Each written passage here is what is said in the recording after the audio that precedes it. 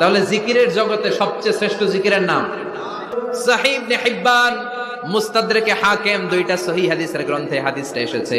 সাইয়েদনা আবু সাঈদ আল খুদরি হাদিসের বর্ণনাকারী বিশ্বনবী বললেন, মুসা আলাইহিস সালাম আল্লাহর ডেকে বললেন, আল্লাহ আল্লিমনি কালিমাতান আদউ বিহা, ও আল্লাহ এমন একটা স্পেশাল জিকির আপনি আমারে শিক্ষা দেন, এই জিকির দিয়ে আমি আপনারে ডাকবো, এই জিকিরটা জানবে শুধু আমি আর জানবেন আপনি, দুনিয়ার কেউ জানবে না। এমন একটা জিকির শিখান যে জিকিরটা কেউ জানে না, জানবে শুধু আমি আর জানবেন আপনি। আল্লাহ বললেন, মুসা পড়ো লা ইলাহা। মুসা আলাইহিস সালাম বললেন, আল্লাহ জিজ্ঞেস করলাম কি আর কইলেন কি?